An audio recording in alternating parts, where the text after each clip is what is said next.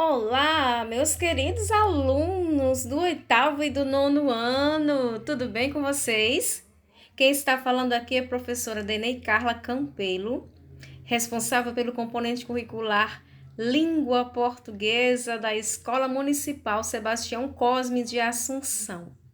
E aqui estou eu para darmos início a mais uma oficina das Olimpíadas de Língua Portuguesa. Então, este ano, estamos trabalhando remotamente as Olimpíadas de Língua Portuguesa e hoje nós iremos trabalhar a quarta oficina, etapa 1, que tem como tema Histórias do Cotidiano. Esta oficina é dividida em várias etapas e neste vídeo, precisamente, iremos abordar a etapa 1, onde nós iremos falar sobre um assunto muito importante que abrange os conteúdos do oitavo e do nono ano, mas também são conteúdos para a vida, para concursos do IFRN, da UFRN. Então, são conteúdos que todos nós iremos levar para a vida. O assunto de hoje é figuras de linguagem. Este é o assunto abordado na primeira oficina, tá?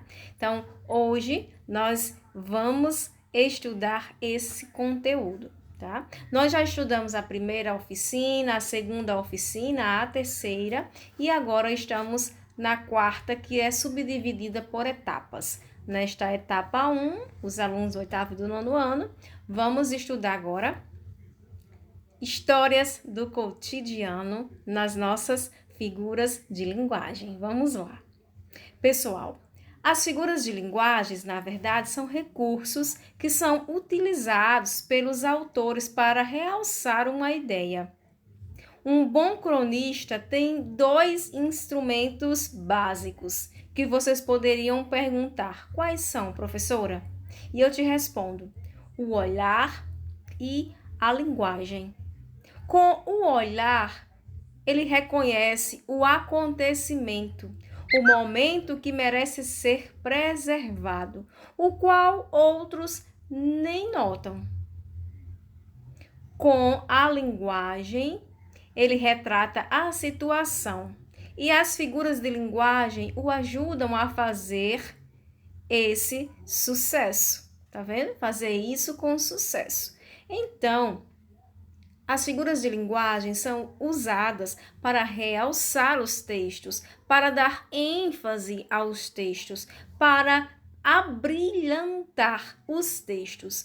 Todos os cronistas, a maioria dos cronistas, a maioria dos escritores se utilizam das figuras de linguagem para dar mais vida, mais sentido aos seus textos. E vocês também, como cronistas que já estão fazendo, elaborando, organizando suas crônicas, com certeza também devem fazer uso das figuras de linguagem.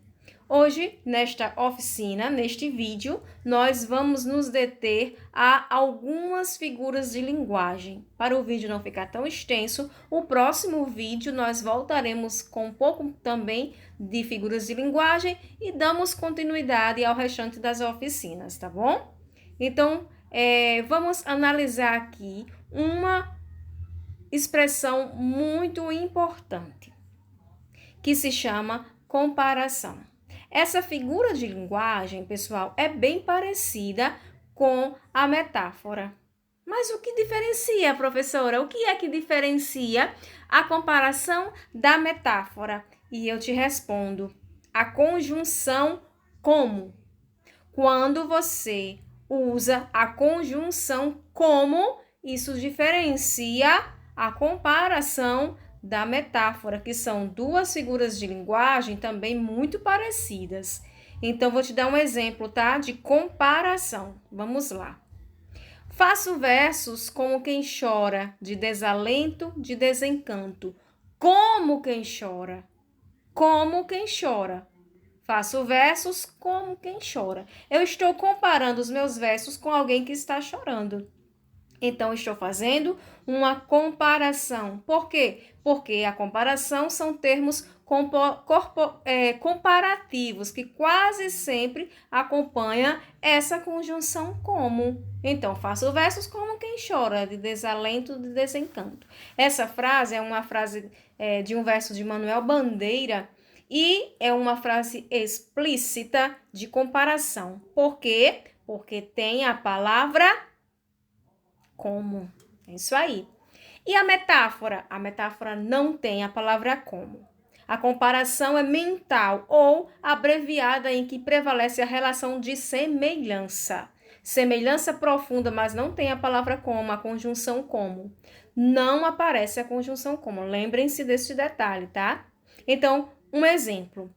Na sua mente povoa só maldade. Meu coração é um balde despejado.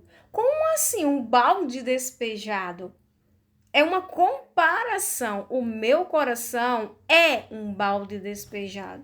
Se tivesse como um balde despejado, seria uma comparação. Mas não tem. Então é metáfora, entendeu? É um balde despejado. Meu coração, sua mente povoa só maldade. Já é uma metáfora. Meu coração é um balde despejado. Outra metáfora. Entenderam? Vamos lá agora para catacrese. Catacrese, que nome mais complicado, né, pessoal? Mas a catacrese é uma metáfora que caiu no uso popular, corriqueira. É uma palavra muito comum que se usa no dia a dia. Por exemplo, as pernas da mesa estão bambas. Quero morar no coração da cidade. Como assim? Pernas da mesa? Mesa tem pernas? Coração da cidade? Cidade tem coração? Mas essas palavras que, tipo, dá vida a seres inanimados, coisas que... perna da mesa é perna que só quem tem somos nós humanos, né?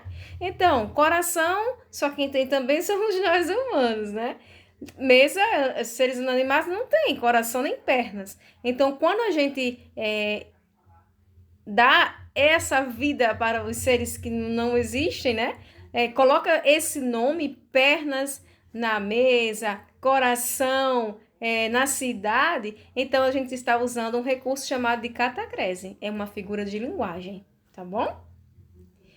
A próxima que nós vamos estudar agora é a hipérbole.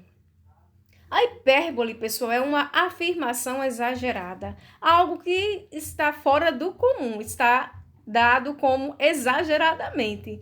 Falei 1000 vezes para você, isso é um exemplo claro e clássico de uma hipérbole. Como eu falei 1000 vezes a mesma coisa? Não, não falei. É uma forma da gente pronunciar, da gente falar, né? Mas essa palavra, a gente não vai falar 1000 vezes a mesma coisa, a mesma palavra. Morri de estudar para o vestibular. É outro exemplo muito claro de que não é um exagero, é uma hipérbole. Eu não morri de estudar. Eu estudei muito, realmente me cansei, por exemplo, né? Mas eu não morri de estudar. Então, essa afirmação exagerada sempre é uma hipérbole, certo? E a sinestesia? Olha que nome interessante. Sinestesia. A sinestesia, pessoal, é uma interpretação de planos sensoriais. São misturas de sensações, de sentidos diferentes, como na metáfora também, né? Que relaciona elementos de universos diferentes. Por exemplo, senti um cheiro doce no ar. Senti um cheiro doce no ar. Então, está comovendo o leitor, né? Está misturando sensações de sentidos diferentes.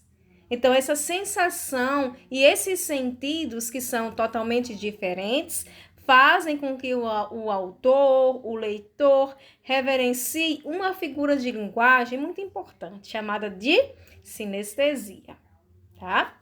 E agora, a antítese. A antítese é uma contraposição de uma palavra ou de uma frase a outra de sentido oposto. Sempre onde estiver uma afirmativa, existe uma negativa. Onde estiver uma palavra verdadeira, existe uma falsa. sempre vai ter uma contraposição, um sentido oposto, entenderam? Por exemplo, toda guerra finaliza por onde devia ter começado, a paz. Então, finaliza, começado. Entenderam aí? Finaliza, começado. Por exemplo, vida, morte. Sempre tem uma palavra que é oposta à outra, né? Nesse exemplo, claro, nós temos finaliza, começado, né? Toda guerra finaliza por onde devia ter começado. Então, sempre que tiver esse sentido oposto, a figura de linguagem utilizada será antítese. Então, pessoal, aqui nesta oficina nós vamos nos deter apenas a essas figuras de linguagem. Na próxima etapa, não é? Porque essa aqui é a etapa 1. Na etapa 2, nós iremos estudar o restante das oficinas, o restante das figuras de linguagem e debatermos mais sobre esse tema, tá bom? Espero que vocês tenham gostado. Muito obrigada pela atenção. Se vocês tiverem alguma pergunta, podem entrar em contato comigo. Deixem as perguntas que eu com certeza irei responder a todos, tá bom? Então, muito obrigada pela atenção. Grande abraço da professora Denei Carla. E estamos aqui sempre facilitando o conhecimento. Grande beijo para todos e fiquem todos com Deus. Tchau, tchau.